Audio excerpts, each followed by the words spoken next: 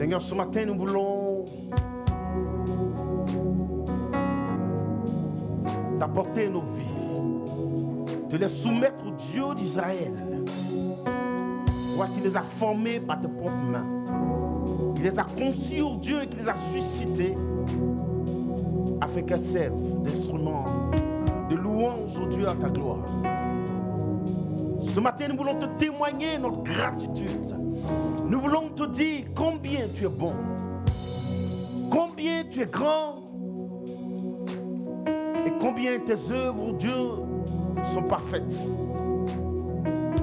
Elles sont si belles, elles sont si grandes, Seigneur Dieu des armées, et elles suscitent en nous de la louange et de l'adoration, Seigneur. Nous voulons te dire merci, toi qui l'as plu de faire de nous tes enfants. Toi qui es allé nous chercher au marché des esclaves, alors que nous n'avions aucun mérite. Il t'a plu à toi de déclarer sur nos vies que nous sommes tes enfants. Tes enfants bien-aimés, Seigneur, à qui, Seigneur Dieu des armées, tu as donné ton esprit, afin que, Seigneur, nous soyons capables en toutes choses de te ressembler, de marcher comme tu as marché, de parler comme tu l'as fait, d'accomplir les œuvres que tu as accomplies, Père, au nom de Jésus-Christ. Car par ton esprit, il t'a plu à toi de nous distinguer, de faire de nous des privilégiés de Dieu, car ton esprit n'est rien d'autre que toi-même. Et en ce matin, nous voulons te témoigner notre reconnaissance au Dieu. Nous t'invitons, Seigneur, à régner en ce lieu, à reprendre ton esprit et à nous remplir ta présence, Seigneur Dieu. Que plus rien ce matin ne compte pour nous si ce n'est ta présence. Que plus rien ce matin ne compte pour nous si ce n'est t'adorer, Seigneur Dieu des armées. Tout comme les 24 vieillards, nous voulons jeter tout ce que nous avons de plus cher à tes pieds. Nous voulons, Seigneur Dieu, Éternel, oublier, faire fi de tout ce qui compte pour nous, et nous prosterner devant toi. Éternel Dieu, t'apporter l'adoration dont toi seul est digne. Au nom de Jésus-Christ. Au nom de Jésus-Christ. Et que nos vies, Seigneur, ce matin se lèvent, oh Dieu, vers toi, pour te bénir, Seigneur, t'adorer, t'apporter l'adoration, Seigneur, au nom de Jésus-Christ. Merci pour ta présence en ce lieu. Et merci pour la grâce qui nous est faite encore en ce jour, de nous réunir autour de toi, Seigneur Dieu, afin de recevoir de toi la vie. Seigneur, merci pour ta présence. Merci pour les belles choses que tu fais au travers de nos vies. Et nous croyons que ce matin encore, Père, tu as, oh Dieu, pour nous des grâces infinies. Nous te disons merci pour la vie que tu nous as donnée par l'œuvre de la croix. Car tu as témoigné de ton amour pour nous par l'œuvre de la croix, Seigneur Dieu. Et ce matin, nous venons répondre à ton cœur. La Bible dit que de même que dans l'eau, le visage de l'homme répond au visage de l'homme. Ainsi, Seigneur Dieu, nos cœurs sont venus répondre à ton cœur ce matin. Au nom de Jésus-Christ. Seigneur, merci. Sois béni, sois glorifié. Et que toute la gloire et toute la louange te reviennent au nom de Jésus-Christ. Merci Seigneur. Amen. Est-ce qu'on peut acclamer le Seigneur bien-aimé?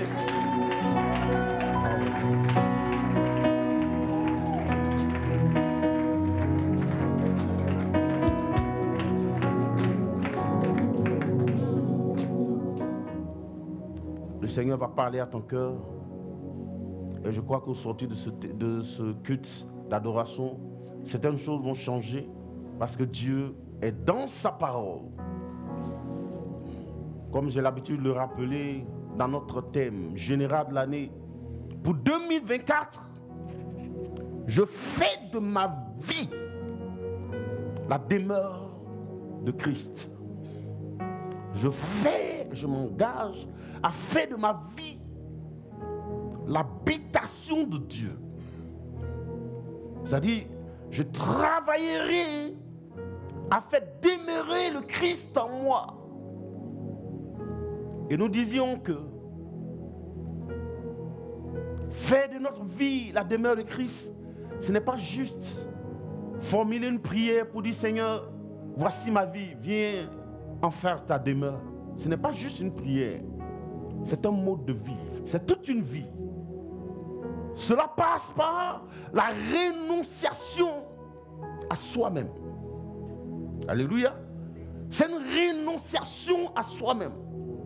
C'est accepter de mourir afin que le Christ vive en nous. C'est accepter de diminuer afin que lui croisse en nous. Comme Jean-Baptiste l'a dit, que je diminue et qu'il croisse. Alléluia. C'est donc taire sa volonté, notre volonté à nous, au profit de celle de Christ. Comme il l'a fait lui-même avec son Père. Alléluia. Donc c'était notre volonté à nous au profit de celle de Christ. Et donc c'est dans cette démarche de vouloir ressembler au Christ que nous sommes depuis 2 dimanches en train de parler du pardon. Un élément important pour le Seigneur. Aujourd'hui, par la grâce de Dieu, parlant toujours du pardon, nous allons voir un cas. Alléluia. La sorcellerie et le pardon. Ou le pardon face aux dégâts de la sorcellerie. Alléluia. Waouh, c'est fort. Quelle doit être l'attitude de l'enfant de Dieu lorsque le mal dont il souffre vient ou provient de celui qu'il a de plus cher, de celui qu'il aime et qui est censé l'aimer lui aussi à son tour. Lorsque le mal vient de la personne qu'on aime le plus, la personne qui est censée être notre confident, la personne qui est censée être notre père ou notre mère, par exemple. Parce que lorsque le mal vient de la personne qui nous est le plus cher, il est plus profond, n'est-ce pas? Il est plus déchirant. Il ronge plus que n'importe quel autre mal. Un homme en ville peut te faire du mal. Tu peux être choqué. Mais après, ça peut passer. Mais imagine que cela vienne soit d'une amie qui est censée être ta confidente, ta complice. Et nous allons voir donc un cas pratique. Nous allons prendre un premier cas pratique. Nous allons voir le Christ lui-même. Alléluia. Ce qui s'est passé avec notre Seigneur en Matthieu 26 à partir du verset 14 à 16. Matthieu 26, 14 à 16. Alors, oui.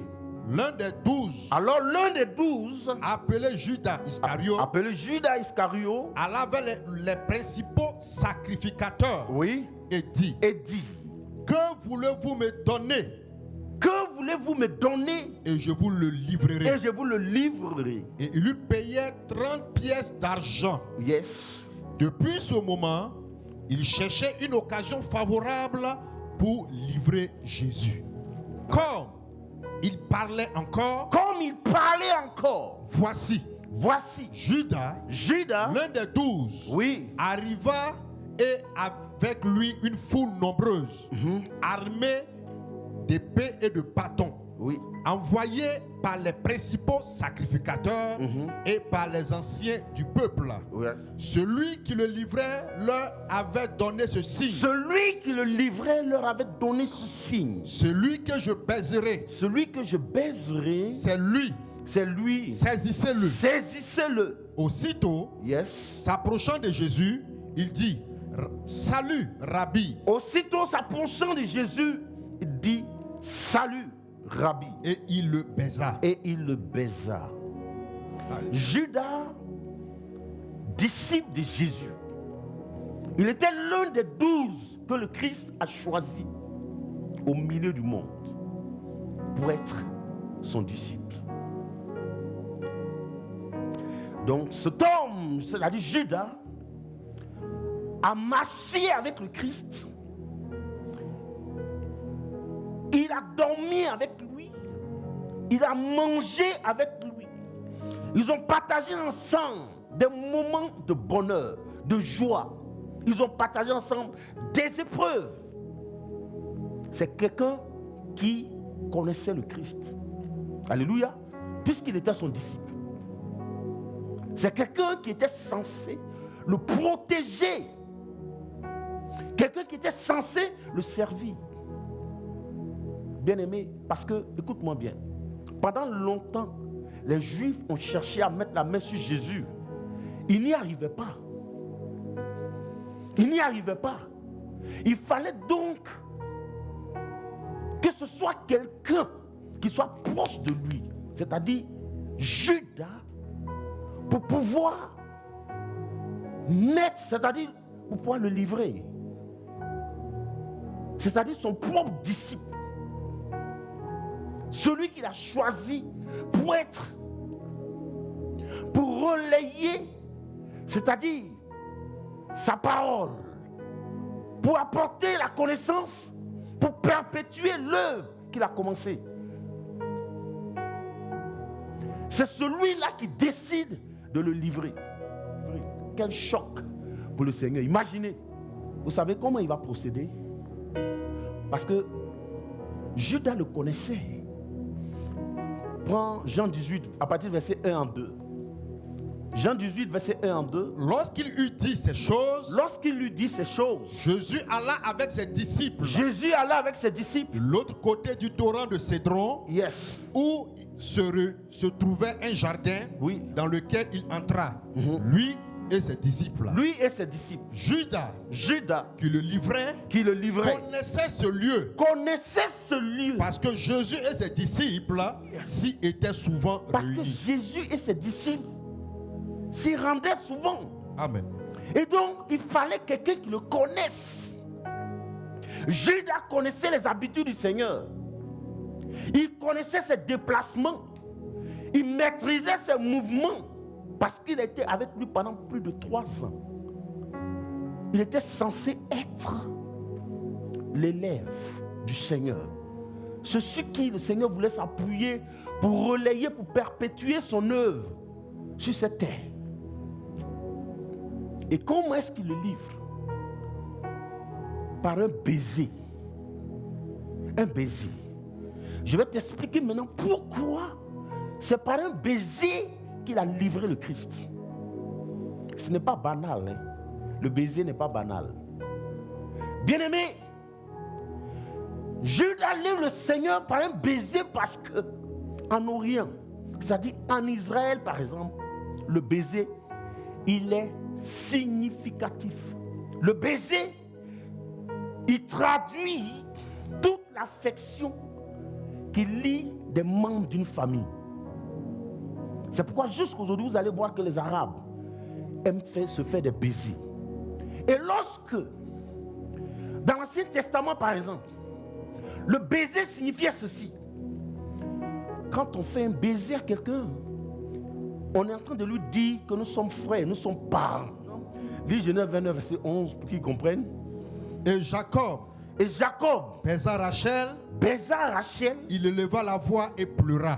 Lorsque, oui, continue.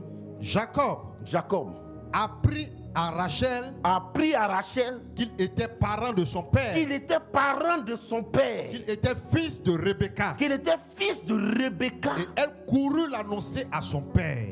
C'est-à-dire, il lui fait un baiser pour lui dire que nous sommes parents.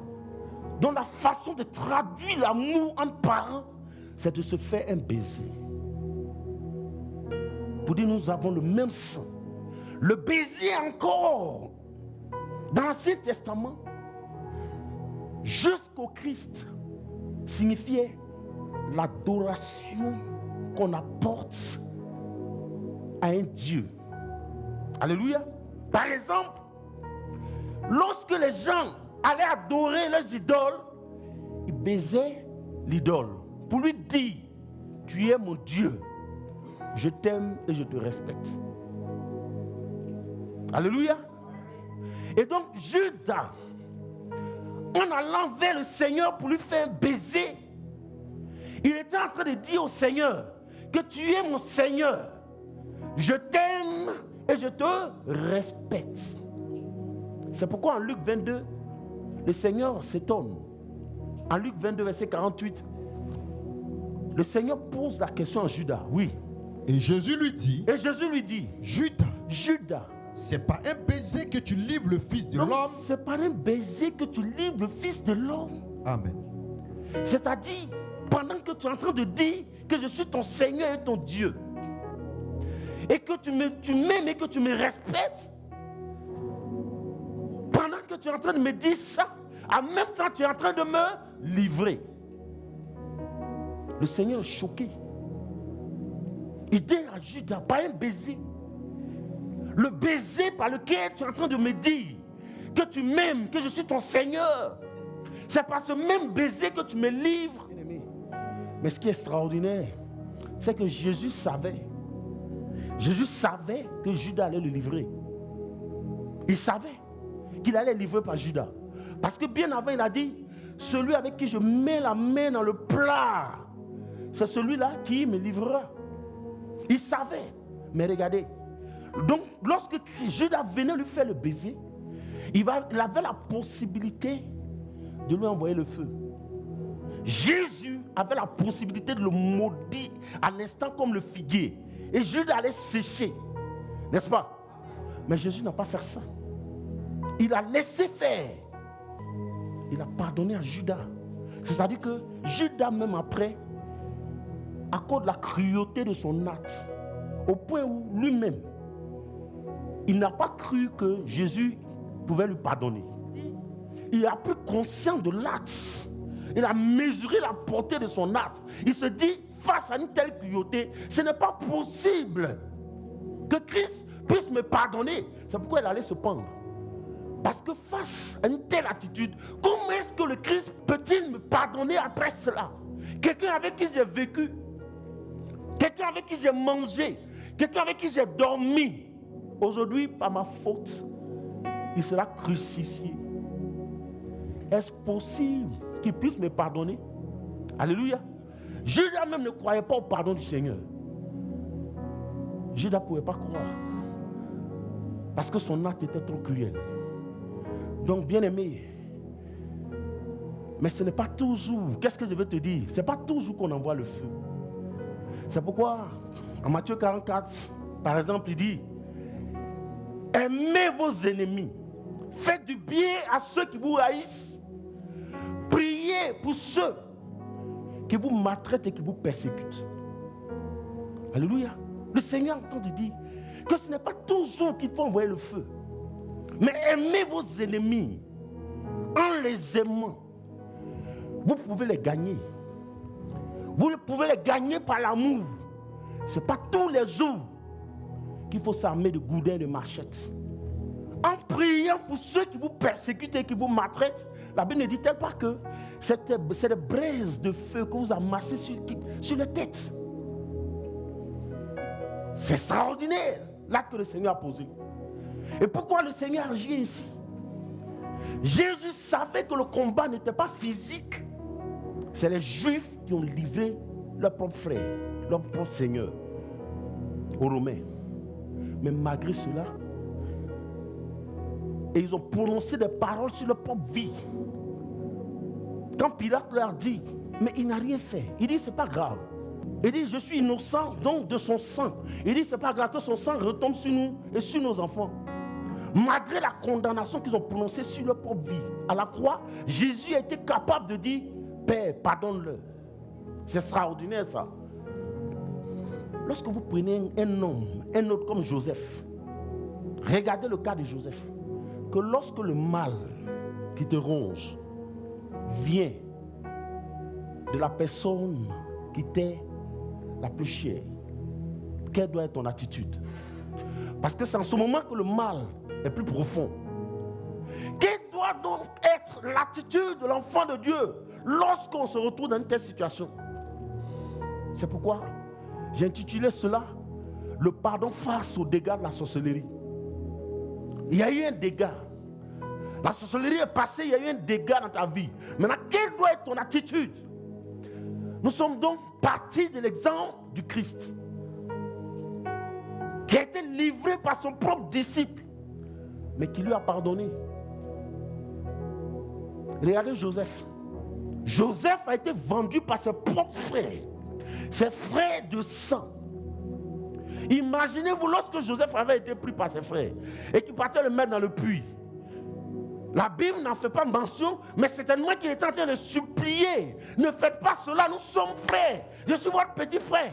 J'ai été envoyé par le Père pour vous apporter à manger. Qu'est-ce que j'ai fait de mal? J'aurais pu ne pas venir, mais je suis votre frère. Même si j'ai fait quelque chose, je suis votre jeune frère, vous pouvez me battre, me corriger, mais vous n'avez pas le droit de me vendre. Et ensuite, il a été vendu à des étrangers. Imaginez-vous, le petit se retourne, ses propres frères l'ont pris, ils l'ont donc vendu à des étrangers. Et puis maintenant, il se retourne, il partait. Joseph a dû certainement se retourner comme ça pour regarder ses aînés, ses propres frères, même père. L'enfant se posait des questions. Est-ce que je rêve? Est-ce que je rêve? Est-ce mes propres frères qui agissent comme ça? Joseph était sous le choc. Imaginez-vous, il a été exposé au marché des esclaves. Lui, descendant d'Abraham, fils d'Abraham, il était au marché des esclaves. Confondu aux esclaves, il était arrêté comme ça. Il attendait qu'on vienne l'acheter. Et il se rend compte que c'est par la méchanceté de ses frères qu'il s'est retrouvé là. Parce que il avait un confort familial dans lequel il vivait. Donc il n'avait pas de problème. Il vivait dans un confort. Et par la faute et la méchanceté de ses propres frères, il se retrouve sur le marché des esclaves. Quand Joseph a été élevé et que ses frères sont venus à lui, bien-aimé, qu'est-ce qu'il a fait? En Genèse 58, lorsque ses frères ont menti après le décès de leur père pour dire, nous nous rendons à toi. Nous sommes conscients que nous t'avons fait du mal. Donc, notre père a dit, avant sa mort, de te demander de nous pardonner. Nous, aujourd'hui, on se livre à toi comme esclaves. Nous, on se livre à toi. Nous sommes tes serviteurs. Qu'est-ce que Joseph a dit? Suis-je à la place de Dieu? Vous avez médité de me faire du mal, mais Dieu l'a changé en bien. Aujourd'hui, Dieu m'a élevé pour pouvoir nourrir toute la terre. Pourquoi donc chercher à me venger?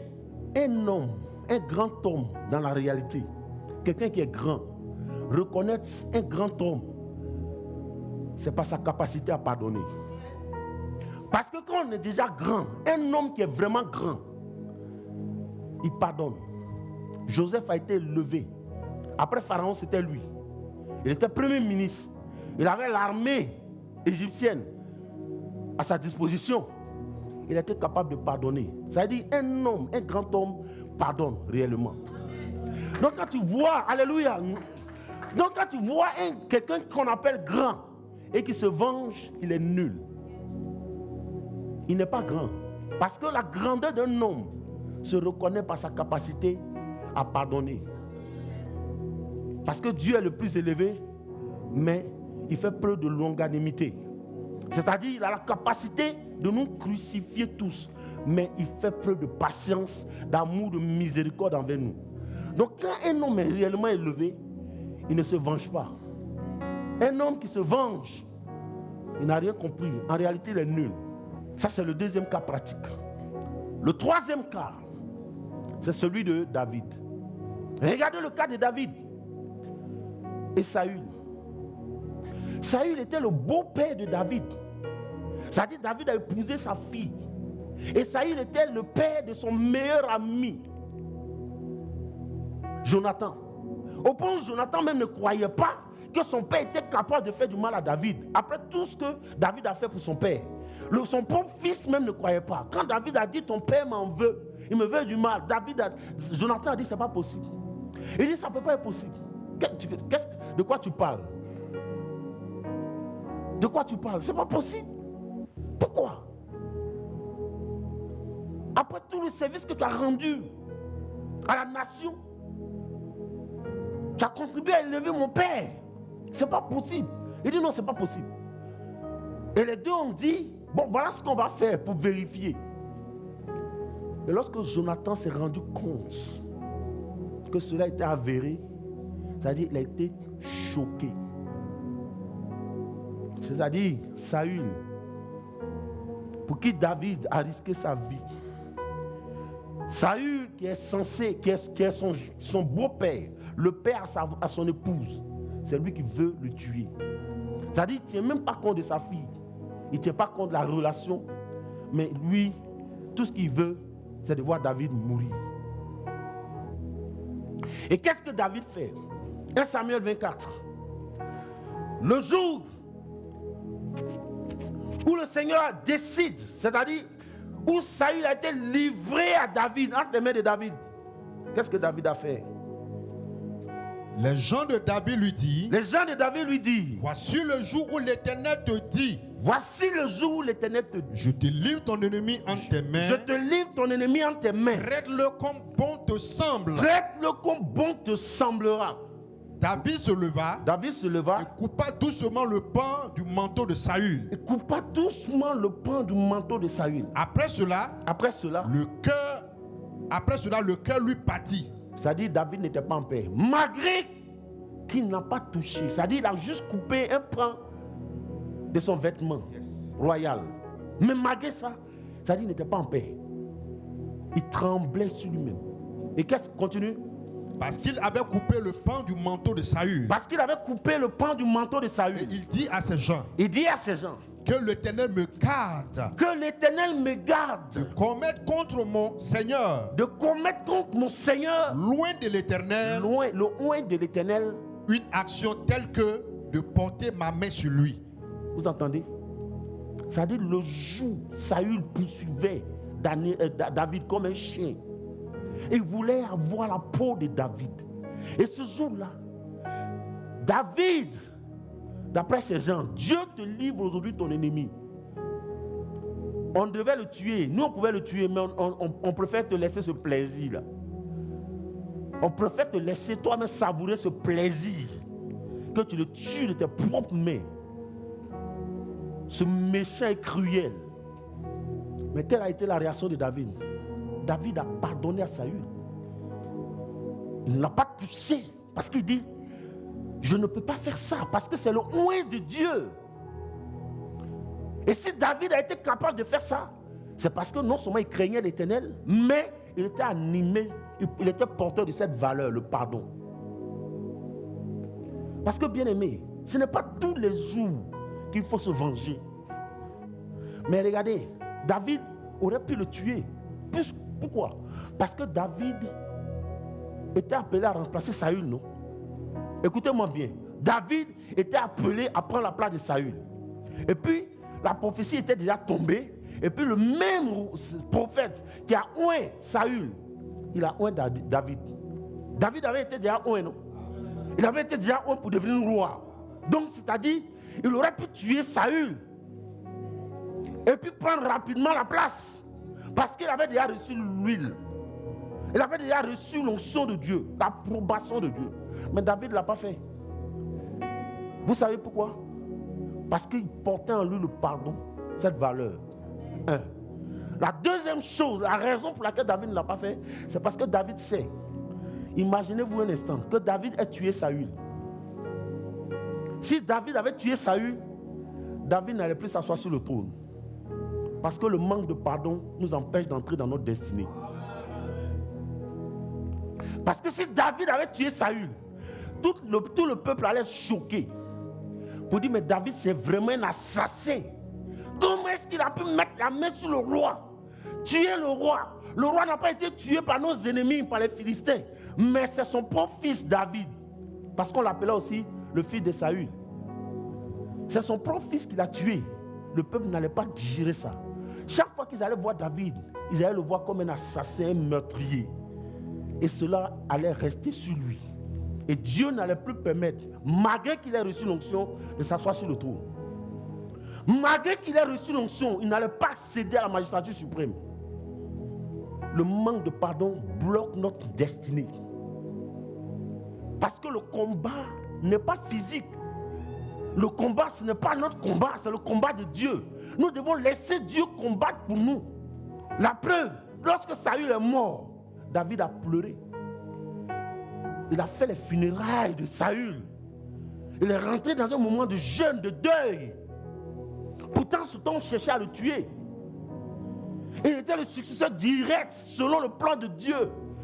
Même quand son fils Absalom a décidé, l'a humilié, il a poursuivi son propre père pour le tuer.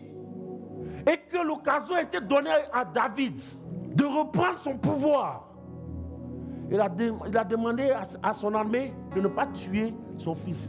Il demande pardon. Oh, c'est ce même fils-là qu'il a pu chasser, qu'il a humilié. Mais il a dit de ne pas mettre la main sur son fils.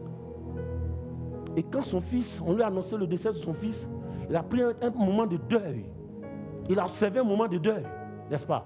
Il a pleuré. Ça veut dire que David avait en lui cette valeur. Il a compris que la mort n'est pas toujours la solution. David savait qu'il avait été déjà oint et qu'il a été appelé à la magistrature suprême. Mais s'il n'a pas en lui cette valeur-là, bien aimé, Dieu ne peut pas être avec lui. Le manque de pardon nous freine, ça nous bloque. Souvent, les gens sont en train de chercher les autels, alors qu'eux-mêmes, ils sont chargés dans le cœur. Ils ont enfermé des gens dans leur cœur. Donc, ce n'est pas les autels qui parlent contre toi.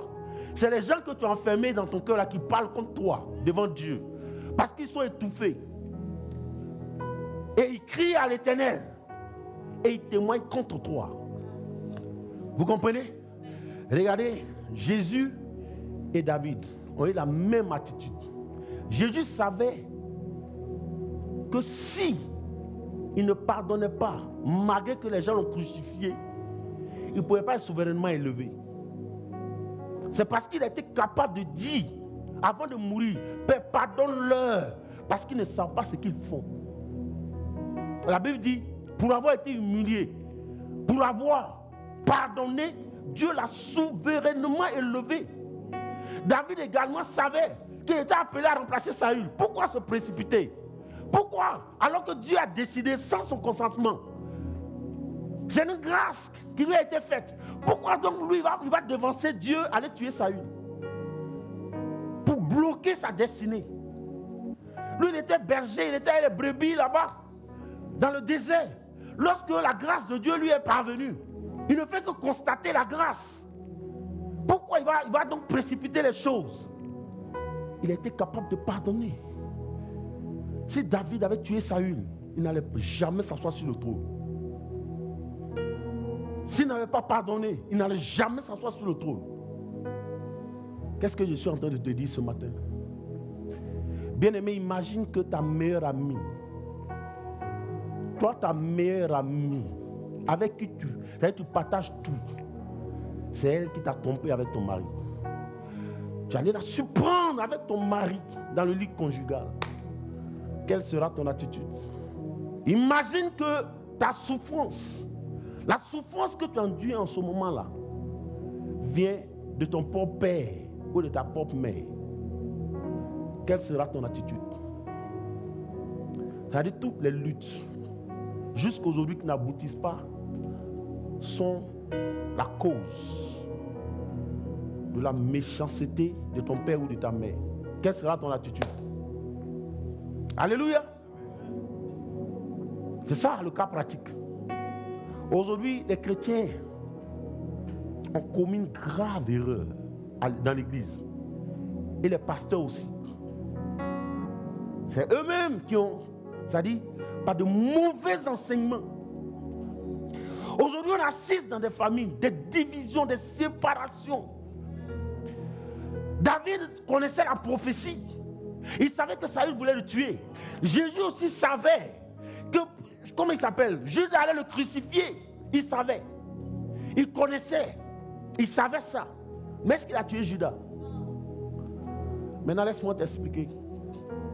Mon exemple personnel, pour que tu comprennes. J'ai tellement été éprouvé dans ma vie que j'ai tellement souffert. Et un jour, j'ai décidé de prendre un moment de jeûne pour comprendre qu'est-ce qui n'allait pas.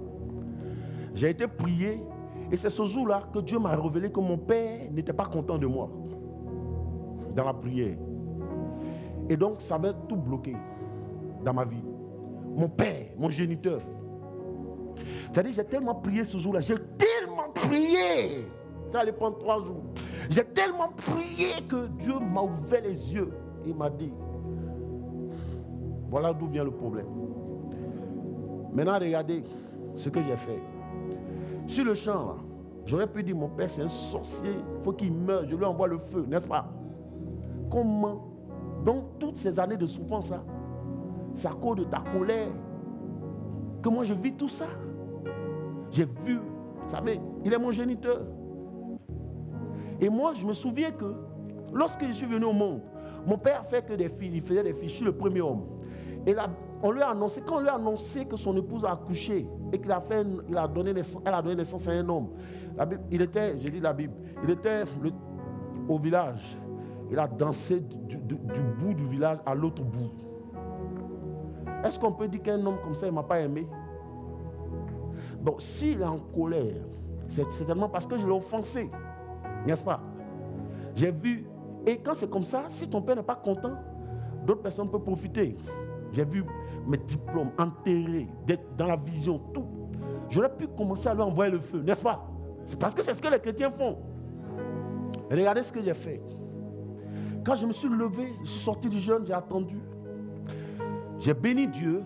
D'abord, ça m'a fait mal, ça m'a déchiré. N'est-ce pas? J'ai été déchiré parce que j'ai trop souffert. Je me suis levé, écoutez-moi bien. Je suis allé vers lui. Quand je suis arrivé là-bas, vous savez ce que j'ai fait? J'ai dit, papa, je suis venu te voir. Il m'a dit oui. J'ai dit, vraiment, je suis venu te voir aujourd'hui parce que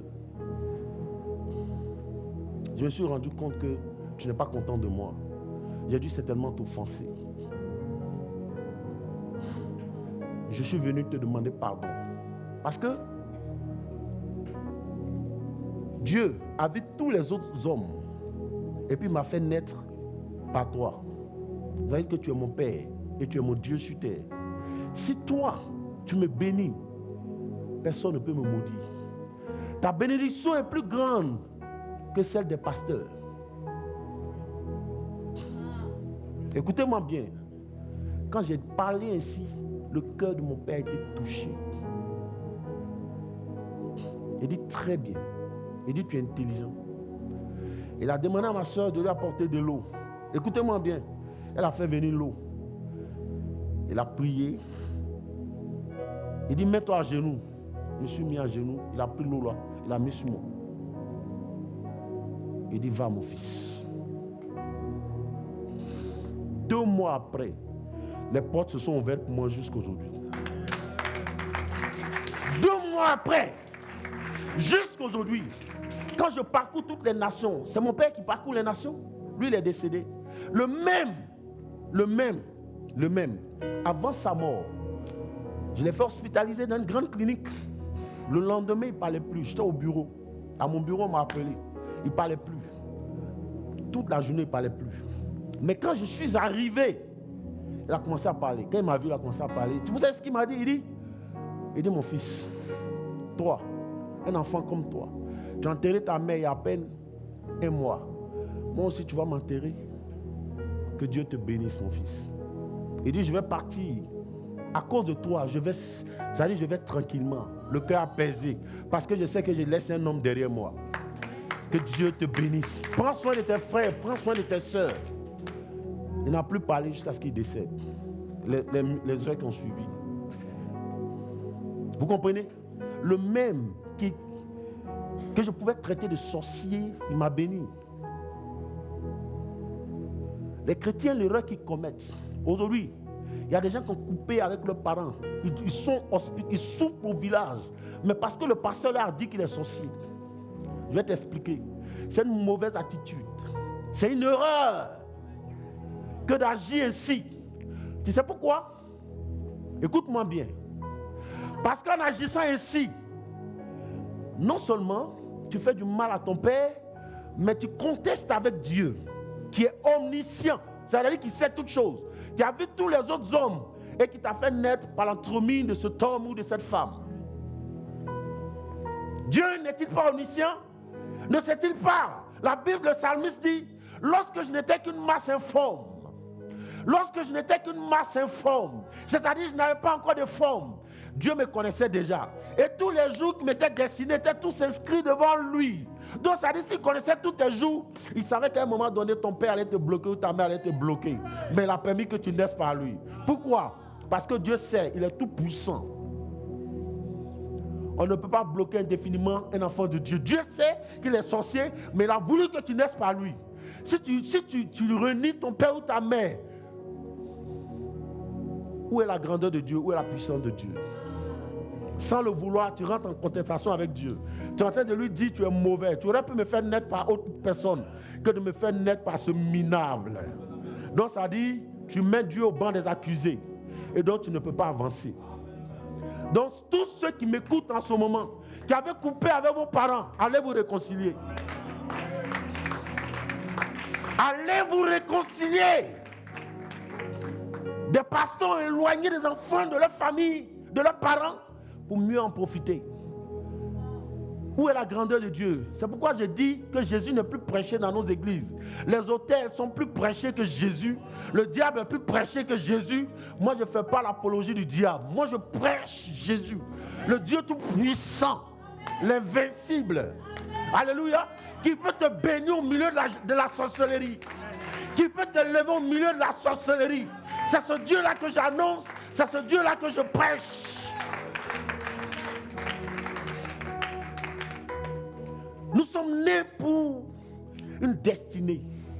Peu importe là où tu es né, peu importe qui est ton père, peu importe qui est ta mère, il ne peut pas empêcher la gloire de Dieu sur ta vie.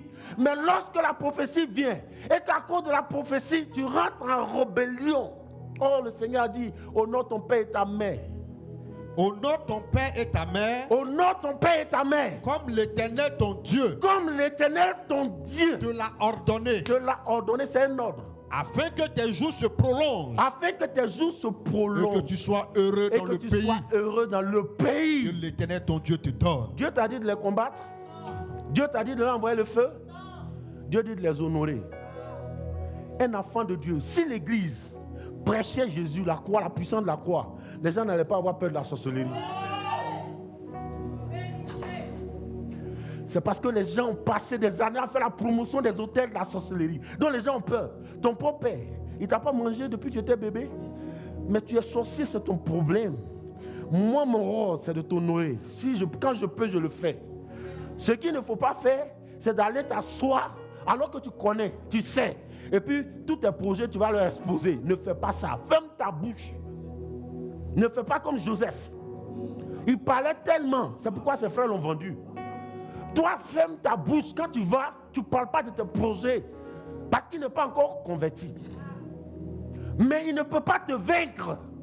Parce que tu es un fils de Dieu. Jésus peut te bénir au milieu de la sorcellerie. Il peut te lever au milieu des sorciers. Eux-mêmes vont constater la grandeur de Dieu. Mais tu ne laisses pas Dieu travailler dans ta vie. Parce que tu rentres en contestation. Donc tu vas contre la loi de Dieu qui dit honore ton père et ta mère. Tous les chrétiens que j'ai rencontrés dans ma vie, qui ont coupé à leurs parents, je les ai amenés à se réconcilier à leurs parents. Ton papa, il est sorcier. Il est qui devant l'Éternel? Et Dieu savait. Dieu savait. Aime-le. Ne le bafoue pas. Aide-le quand tu peux. Honore-le. Mais tout en sachant que il ne peut rien contre toi. C'est parce que tes pasteurs ne t'enseignent plus la puissance de Dieu. Ils enseignent leur propre puissance. C'est-à-dire, le Dieu, il faut dire le Dieu de mon pasteur. Ou bien tu es sous mon onction. Quelle onction? Il n'y a pas quelqu'un ici qui est sous mon onction. Hein? On est sous l'onction de Jésus. Alléluia. Non, je vous dis la vérité. Non. Il n'y a pas Dieu de papa en pierre ici. C'est Dieu, c'est Jésus. C'est Jésus qui est nous tous notre Dieu. Invoque Christ. Il va te libérer. Moi, je ne peux rien faire. La seule chose qu'il peut faire, il m'a donné le pouvoir. Donc, s'il y a hôtel dans ta... on brise ça. On ne perd pas le temps dessus. C'est quel hôtel on brise depuis, ça ne finit pas. Moi, je ne comprends pas. Les enfants de Dieu sont dans l'esclavage comme ça. Et puis, on leur soutient de l'argent. Pour briser l'hôtel, il faut donner l'argent. Réception VIP, c'est quoi tout ça? Parce que, regarde, il faut prendre la prière. Notre Père, non, pas sacerdotal. Notre Père qui est aux cieux. Il faut prendre. En priant, écoutez bien. Ne multipliez pas de vaines paroles. Il dit en priant, ne multipliez pas. Oui. Comme les païens qui s'imaginent qu'à force de paroles, ils seront exaucés. Oui. Ne leur ressemblez pas, car votre Père Céleste sait de quoi vous avez besoin avant que vous ne lui demandiez. Voici comment vous devez prier. Il dit voici comment vous devez prier. Notre Père qui est aux cieux. Notre Père qui est aux cieux. Que ton nom soit sanctifié. Que ton nom soit sanctifié. Que ton règne vienne. On aura l'occasion de décortiquer ça. Quand je vais commencer à expliquer ça, point par point, tu seras édifié. Ce n'est pas de la poésie. Oui. Il dit que ton règne vienne. Le règne de Dieu. Là où le règne de Dieu est. C'est quel hôtel qui va résister? Là où le règne de Dieu est manifeste. C'est quel pouvoir de sorcellerie qui va résister? Question. Mais les gens, réveillez-vous. Réveillez-vous. Jésus revient bientôt. Amen. Si vous n'aimez pas la vérité et vous courez après les prophéties, mais vous allez toujours dans la défaite. Que ta volonté soit faite sur la terre comme au ciel. Oh, la volonté de Dieu, c'est que tu honores ton père et ta mère. C'est sa volonté là, ça. Pardonne-nous nos offenses. Il dit pardonne-nous. Nous sommes en train de parler du pardon, non? Pardonne-nous nos offenses. Comme nous pardonnons nous aussi. À ceux qui nous ont offensés. Ceux qui nous ont offensés. Alléluia. Maintenant, continue. Ne nous induis pas en tentation. Maintenant, écoutez bien. Écoutez. Il dit, ne nous induis pas en tentation. C'est-à-dire, attends, ne nous induis pas en tentation. Mais délivre-nous du mal. Écoutez bien, délivre-nous du mal. Qu'est-ce que Jésus est en train de dire? Que nous ne sommes pas revanchards. Ne nous soumets pas de telles choses, mais délivre-nous du mal. Pourquoi? Car c'est à toi, Père, qu'appartiennent le règne, la puissance et la gloire d'éternité en éternité. Ça veut dire, si le règne, la puissance et la gloire t'appartiennent, tu peux me bénir pendant que mon père est sorcier. Tu peux me bénir pendant que ma mère est sorcière. Tu peux me bénir au milieu de la sorcellerie. Tu peux me lever. Si seulement moi je fais ta volonté.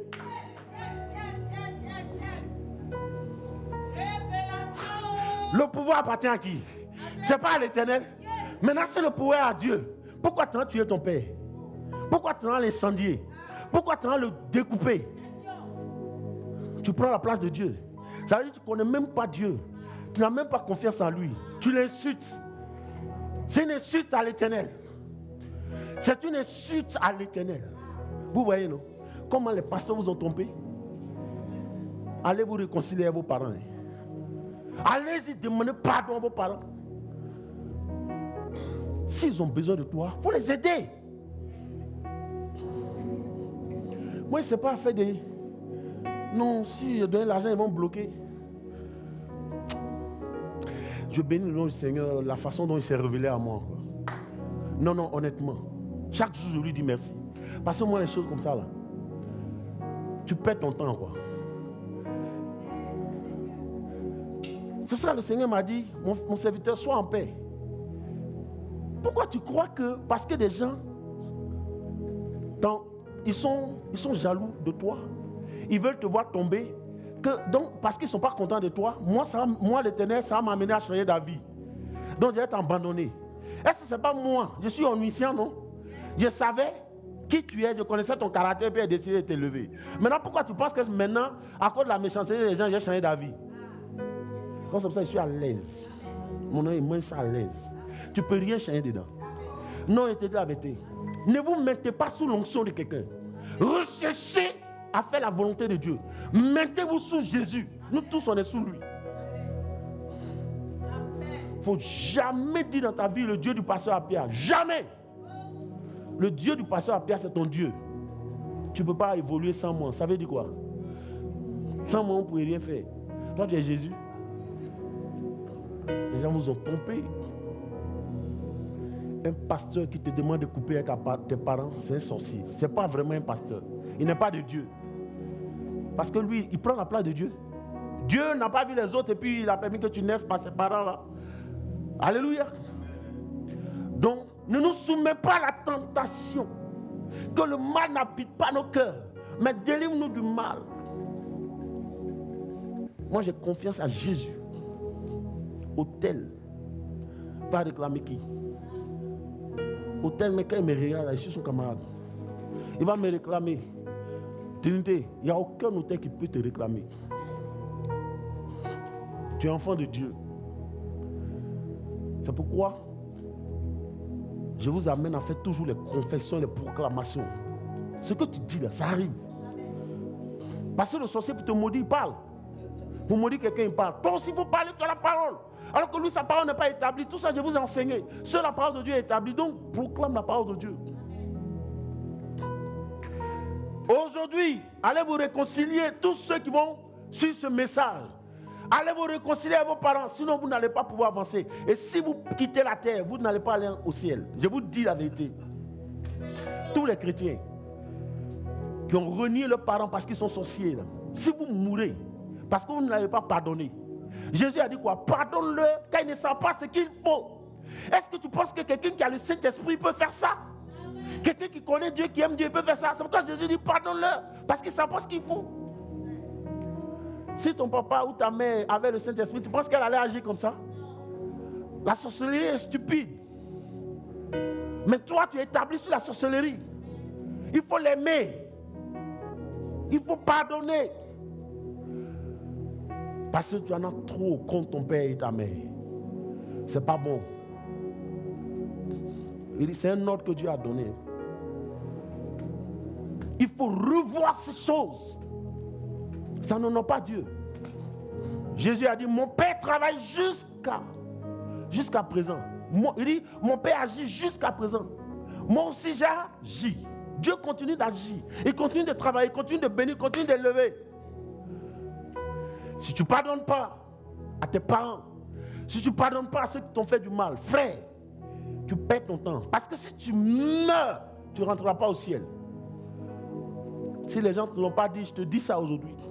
C'est pourquoi Jésus, c'est la dernière chose qu'il a faite et puis boum, il a rendu l'âme. Étienne, c'est la dernière chose qu'il a faite et puis boum, il a rendu l'âme. Avant, pendant que les cailloux pleuvaient sur lui, on le lapidait, il a réuni toutes ses forces. Seigneur, pardonne-le, ils ne savent pas ce qu'ils font. Mais parce qu'en vérité, ils ne savent pas ce qu'ils font. Comme un propre papa ou bien une maman peut mettre son enfant au monde et puis commencer à combattre l'enfant. Je veux dire, je ne suis pas en train de te dire que le pardon est facile. Hein? Parce que quand tu te rends compte que c'est ta propre maman qui te combat depuis ton foyer, elle t'empêche d'avancer, ça déchire. Mais Dieu dit de pardonner. Il faut l'aimer. Ça va changer les choses. Parce que tant que tu contestes, tu te rebelles, ça dit chaque jour, ton cœur est serré. Donc tu deviens lourd. Ceux qui t'ont donné la vie, tu les enfermes. Les maudits, chaque nuit, tu envoies le feu. Le feu, le feu, le feu, que ça brûle ses yeux, que ça brûle ses pieds, qu'il meure au nom de Jésus. Qu'il meure, ce vieux-là. Tu es sorcier. Bon feu. Ça dit, toi, tu es incapable. Ça dit, tu es un vaurien. Parce que tu n'as même pas confiance à Jésus. Tu ne connais même pas ce qu'on appelle, tu ne sais pas ce qu'on appelle la puissance de Dieu. Et tu ne sais pas ce qu'on appelle l'œuvre de la croix. Donc c'est honte à toi, pas à tes parents. Tu as peur des sorciers, petits sorciers, et des apprentis. Chez nous là, toujours chez vous. Nous on fait quoi chez vous? Nous on compose avec Christ. Tous les jours chez nous là. On est en Jésus maintenant. Il nous a délivrés de puissance des ténèbres. Il nous a transportés dans le royaume du Fils de son amour. Bien aimé, il faut pardonner. Moi, je bénis Dieu parce qu'il m'a donné la sagesse. Quand cela m'est arrivé, il m'a donné la sagesse. Je ne sais pas, me dire mon père, non. Il m'a aimé, il m'a béni. Ah, où vous mettez la puissance de Dieu. Et sans le vouloir, vous rentrez en contestation avec le Créateur. Parce que lui, quand il t'a dit honore ton père, est-ce qu'il a parlé de sorcellerie? Lui, il a dit une seule chose, honore-les. Il dit c'est un ordre. Honore-les. Toi, tu dis non, je ne peux pas honorer des sorciers comme ça. Hein? Ils auraient pu te manger depuis que tu étais bébé. Comme je le dis, écoutez-moi bien. Tu n'es pas en vie parce que Satan t'aime. Mais tu es en vie parce que Jésus le veut. Satan n'a jamais aimé quelqu'un, n'a jamais eu pitié de quelqu'un. Toi particulièrement, c'est parce qu'ils ont eu pitié de toi. S'ils sont sorciers et que tu n'es pas mort là, c'est pas qu'ils ne peuvent rien te faire. C'est la vérité là qui est là. Donc fais confiance à la croix. Adosse-toi à la croix. Proclame la croix. C'est pour ça que je disais le dimanche. Est-ce que quand une femme, quelqu'un te fait la coupe, Honorine, que tu ne l'aimes pas, est-ce que tu acceptes? Tu es obligé d'accepter? Non. Donc si Autel te réclame, tu dis Autel, moi je suis enfant de Jésus. Donc ta bouche là, tu fermes ça maintenant. Je te hais et je hais tes œuvres. Je ne t'aime pas. Quand tu me regardes, je te ressemble. Jésus m'a déjà racheté par son sang. C'est fini. Et puis on avance. Pendant des années. C'est vous on réclame, ça ne finit pas. On t'annonce toujours qu'on te réclame. Pour que tu puisses donner l'argent. Est-ce que l'argent peut freiner la sorcellerie? C'est la puissance de Dieu qui freine la sorcellerie. La seule chose dont Satan a peur, c'est la croix. C'est le sang de l'agneau. C'est le nom de Jésus. Donc ton offrande ne va pas arrêter la sorcellerie. Le gars dit, j'ai mis Satan sous vos pieds. C'est quoi nos problèmes? Les chrétiens combattent, ils combattent de minuit, ils crient, tous les voisins ne dorment pas. Mais tu vois pourquoi certains crient comme ça? C'est parce qu'eux-mêmes ils ont peur. Non, c'est la peur qui fait qu'ils crient. C'est pas parce qu'ils ont, c'est l'onction, hein. C'est la peur. Bah, quand tu sais que tu moyens quelqu'un là, tu ne cries pas. Pour parler comme chez nous. Quand tu moyens quelqu'un, tu ne fais pas de bruit. Tu le cognes et puis c'est fini. Quand il te voit, il prend la fuite. Alléluia. Alléluia. Est-ce que tu es d'accord avec moi? Acclame le Seigneur. Si tu es béni.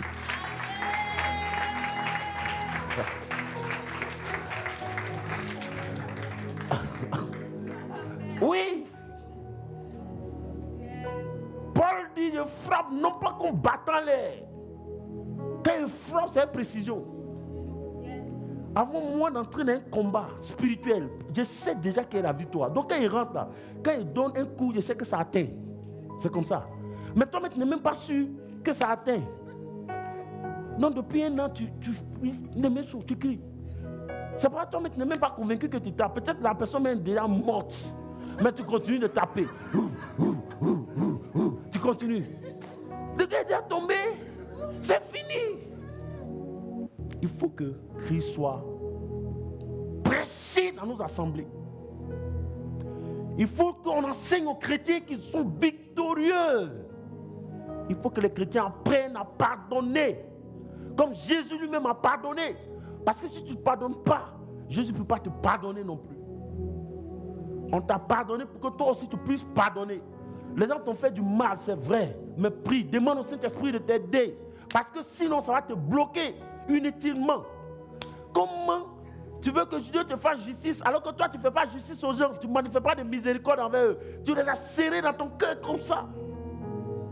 Tu vois ta soeur, tu veux qu'elle meure. Elle porte une grossesse, tu veux que la grossesse tombe. Tu désires avoir un enfant. Celle qui est porteuse d'une grossesse, tu entends la maudire dans ton cœur. Parce que toi tu n'as pas. Tu veux qu'elle avorte, là vous allez être la même chose. Mais comment Dieu va te donner? Vous comprenez, non? Donc voilà, c'est des choses simples qu'il faut enseigner aux gens. Il dit, donne-moi un cœur pur et un esprit bien disposé. Donc demande au Seigneur, donne-moi un cœur pur. Que je puisse aimer de voir les autres réussir. Et que je sois capable d'accepter de voir les autres réussir. Parce que c'est Dieu qui bénit les gens. Toi, ton avis, là, ça ne compte pas. Hein. Ça ne peut rien changer. Tu ne peux qu'être jaloux, mais ça ne va rien changer. Donc, tu es en train de te fatiguer. Donc, c'est pourquoi il est mieux de demander à Dieu, donne-moi un cœur pur. Un cœur qui pardonne. Un cœur rempli d'humilité. Alléluia. Le pardon. Dieu nous appelle à pardonner. Donc si tu penses que ce sont tes parents qui t'ont bloqué, pardon, je sais que c'est déchirant. Je n'ai pas dit que c'est facile, mais fais des efforts. Parce que regarde ce que 1 Pierre 2, regardez ce que Dieu dit, c'est là que nous allons conclure. 1 Pierre 2, verset 19 à 20. 1 Pierre 2, verset 19 à 20. Car oui, c'est une grâce. C'est une grâce que de supporter des afflictions. Que de supporter des afflictions. Par motif de conscience envers Dieu. Par motif de conscience envers Dieu. Quand on souffre injustement. Quand on souffre injustement. En effet. Oui, continue. Quelle gloire y a-t-il à supporter de mauvais traitements? Attends, j'arrive. Le Seigneur dit, c'est une grâce que de supporter l'injustice. C'est-à-dire, quand tu n'as rien fait, et puis quelqu'un est venu t'injurier, t'humilier, toi, tu sais que tu n'as rien fait. Le Seigneur dit, c'est une grâce. Parce que le seul témoin, c'est Dieu. Il est témoin, il sait. Maintenant, qu'est-ce qu'il dit? Il dit car. En effet. Il dit en effet, au verset 20. Quelle gloire y a-t-il à supporter de mauvais traitements? À supporter de mauvais traitements. Pour avoir commis des fautes. Pour avoir commis des fautes. Il dit, toi-même, tu sais que tu as mal fait. C'est à cause qu'on t'a mis en prison. Maintenant, tu pleures pourquoi? C'est la conséquence de ton acte. Mais celui qui n'a rien fait là, c'est ce que Pilate a dit. Il dit, mais Barnabas, c'est un criminel. Mais l'autre, lui, n'a rien fait. Il dit, on s'en fout. Jésus dit, c'est une grâce. Mais parce que celui qui va te venger, là, c'est l'Éternel. Mais si toi-même, tu es conscient que tu as fait la chose, maintenant, tu pleures pourquoi? Tu mérites les sanctions. Mais tu n'as rien fait, on te sanctionne. Dieu va te faire justice. Amen, amen. L'attitude, la bonne attitude, c'est d'avoir compassion de tes parents. Parce que s'ils avaient le Saint-Esprit, ils n'allaient pas se comporter comme ça. C'est ce que Jésus a dit au sommet de la croix, non? Père, pardonne-leur parce qu'ils ne savent pas ce qu'ils font. Est-ce que moi, qui ai le Saint-Esprit, moi, pasteur Pierre, comment je peux te vouloir du mal? Ce n'est pas possible. Mais pas j'ai le Saint-Esprit. Je te fais du mal, pourquoi? Mais parce que j'ai le Saint-Esprit. Mais celui qui n'a pas le Saint-Esprit, là, lui, il s'en fout. Il n'a pas de limite. Il n'a pas de limite. Donc il peut agir n'importe comment. Il peut faire tout ce qu'il veut. Donc c'est pourquoi, au lieu de combattre tes parents, tu dois être animé de compassion pour eux. Alléluia. Si tu as été béni ce matin, tu vas te lever, tu vas acclamer le Seigneur. Alléluia.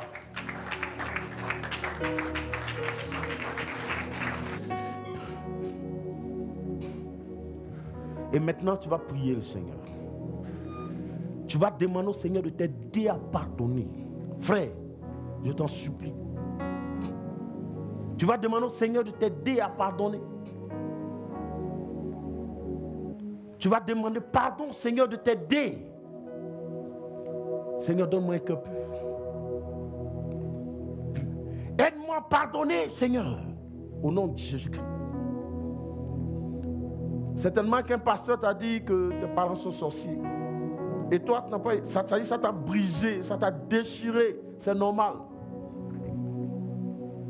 Mais le Seigneur te demande de te lever au-dessus de cela et de pardonner à tes parents. Parce que s'ils avaient la connaissance, si le Saint-Esprit était en eux, ils n'allaient pas agir de la sorte. Prie le Seigneur et demande pardon à Dieu de t'aider à pardonner au nom de Jésus-Christ.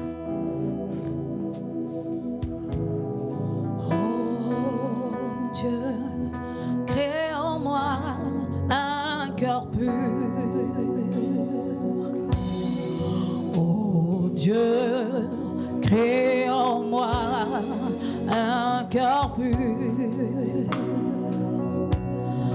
Éternel, crée en moi un cœur pur.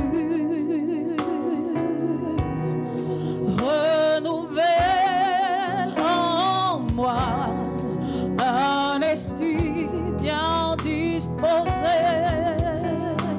Seigneur, oh Dieu, crée en moi un cœur pur.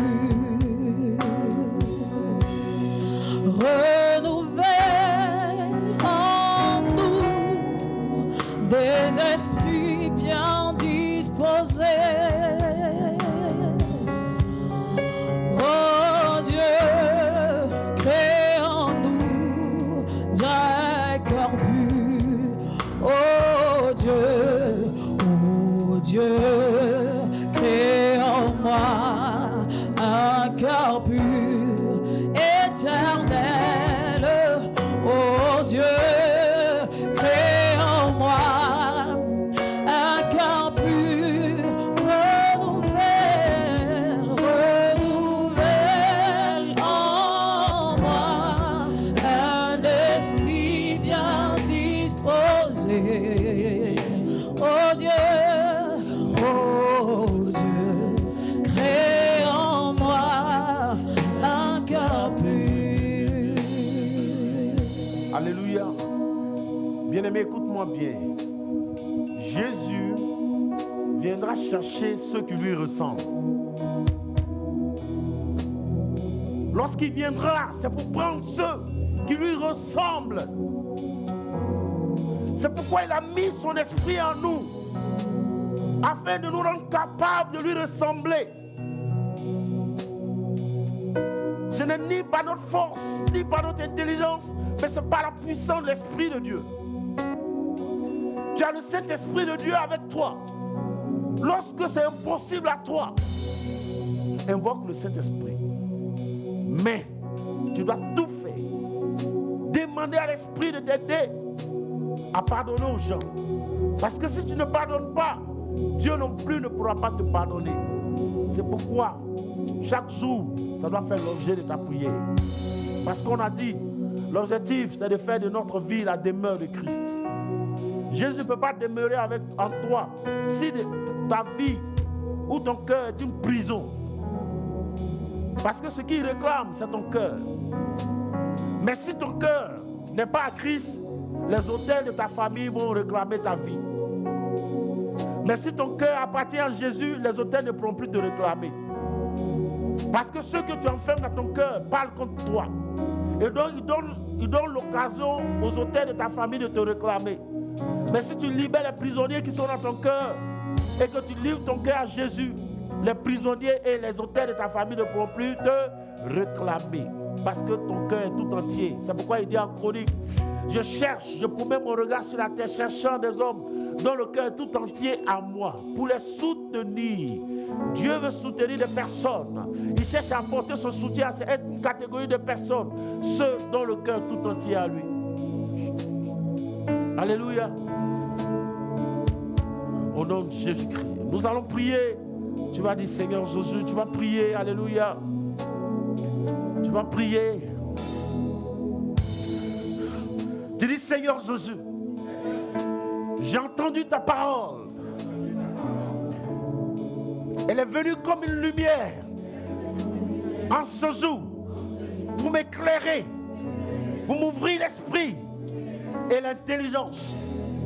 La Bible dit, quiconque prétend être en toi doit marcher comme toi-même tu as marché.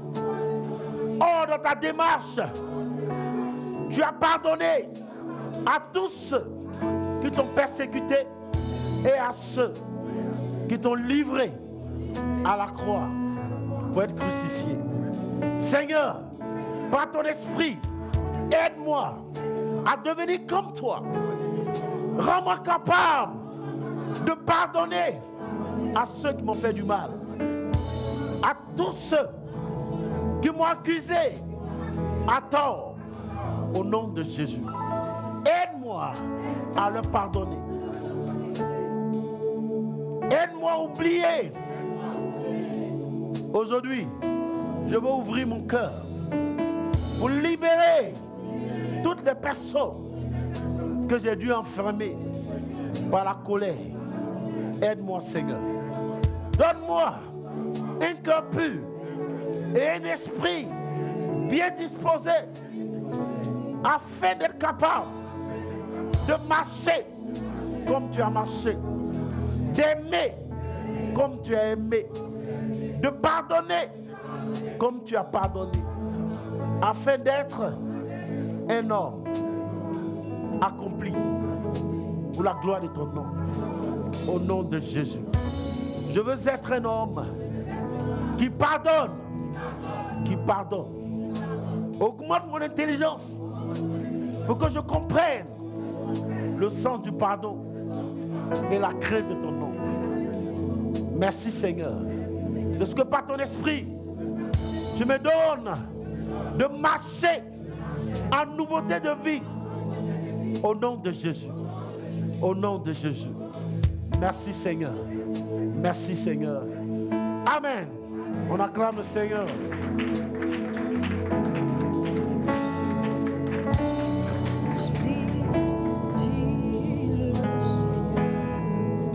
Alléluia. Donnez-moi une seconde. Vous savez, le thème que nous sommes en train de développer en ce moment, j'ai pris pour référence Jean 15, verset 7.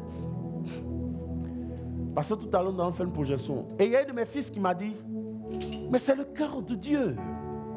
Parce que, il dit, il y a un homme de Dieu en Centrafrique qui était mort. Il est parti, il est revenu à la vie. Mais, quand il était parti, il a vu le Seigneur. On va faire la projection tout à l'heure, vous allez voir. Quand il a rendu le témoin, moi-même, ça m'a édifié. Il dit, quand l'homme de Dieu est arrivé, il a vu un arbre fruitier. Il y avait toutes sortes de richesses là-dessus. Toutes sortes. De l'or. Mais tout, c'était des paquets sur l'arbre. Chaque paquet était tenu par des ficelles.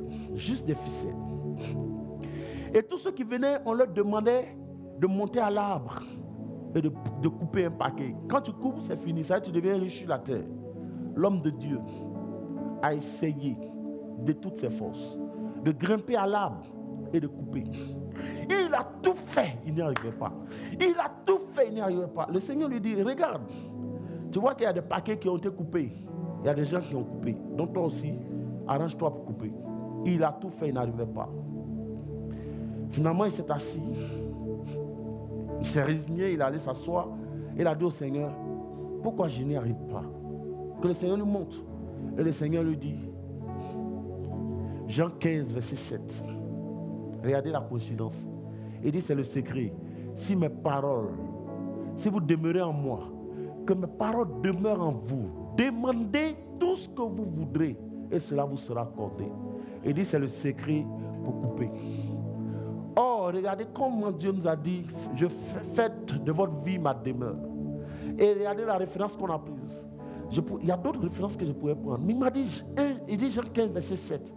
C'est exactement la clé que le Seigneur a donnée à cet homme. Ça veut dire que le thème que nous sommes en train d'enseigner vient de Dieu. C'est le cœur de Dieu. Et donc, on va projeter. Donc, on va suivre ça. 4 minutes. Regardez le témoignage. Et il m'a fait voir un arbre. Il m'a dit, as-tu vu cet arbre? J'ai dit, oui. J'ai dit, je vois. Et il m'a dit, grimpe de cet arbre, arrivé là-bas, et tu vas maintenant arracher ou couper l'objet, les articles qui te plaisent, et tu deviens riche. Dans cet arbre-là, qu'est-ce qui s'est passé? Sur le fait de l'arbre, il y avait les articles attachés qui balançaient. Il y avait l'argent, comme ça. Des gens en billets, entassés, comme ça, et qui balançaient partout. Il y avait des valises, il y avait des diamants, de l'or, c'est-à-dire il y avait des articles qui attirent pour avoir, à envier, à être en possession, qui balançait. Le fil qui tenait ces articles, il y avait seulement un petit fil, mais ce petit fil était capable de résister à des objets lourds. Ça ne se cassait pas. Il m'a dit, tu vois tous ces articles-là, grimpe cet arbre, arrivé là-bas, tu vas chercher ce qui te plaît, tu coupes, tu prends pour toi-même et tu deviens riche. En regardant l'arbre, y compris les articles là-bas, ça m'a plu. Et j'ai eu envie de grimper de cet arbre. Malheureusement pour moi, l'arbre était pris, était contaminé d'un liquide gluant, puis à tel point que tu ne peux pas monter. Une fois que tu es l'arbre, tu glisses. Une fois que tu es là, tu glisses. Et il m'a posé la question, d'abord, c'est moi qui j'ai vu l'argent là-bas, l'argent entassé, j'avais envie de grimper cet arbre, de ne pas couper d'autres articles que l'argent. Et je me disais que si je réussis à grimper, Je vais couper, rien que l'argent, couper, et puis prendre en quantité les articles de sorte et puis je deviendrai riche. Mais l'occasion, les moyens pour grimper, c'est pas facile. J'ai posé la question suivante au Seigneur. C'est difficile de grimper. Qui peut grimper de cet arbre? Lui de me dire, regarde en haut. N'aperçois-tu pas quelques fils libres où il n'y a pas d'article? Il y en a où il n'y en a pas. Je dis oui, il y a des fils qui sont libres où il n'y a pas d'article. Il m'a dit, mais tes amis ont grimpé, ils ont coupé les leurs. Grimpe et va couper tes articles, ce que tu veux. Et moi aussi, je lui ai posé la question suivante. Comment ces gens ont fait pour grimper bien que le bois est gluant, le bois vraiment c'est glissant? Comment ils ont fait? Ma question, c'était pour vraiment lui amener de me donner une réponse afin que je monte aussi et puis je vais couper l'argent. Et il m'a dit ceci. Si vous demeurez dans mes paroles et que mes paroles demeurent en vous, demandez tout ce que vous voudrez et cela vous sera accordé. C'est ce qu'il m'a dit. C'est dans l'évangile de Jean chapitre 4 verset 7. Et quand il m'a donné la réponse suivante, mais je n'ai pas monté à l'arbre. J'ai accepté. Et le Seigneur de me dire, c'est ça mon chemin de bénédiction. Les gens voient que ce chemin est difficile. Et ils utilisent d'autres voies et moyens. Des voies et moyens qui sont illégaux pour accéder à des bénédictions. Mais ce sont des bénédictions éphémères. En fait de compte, ils s'enrichissent, ils deviennent riches, ils réussissent dans leur vie ici-bas sur la terre, mais en finalité, ils iront en enfer où que nous devions visiter. L'histoire de cet arbre est finie.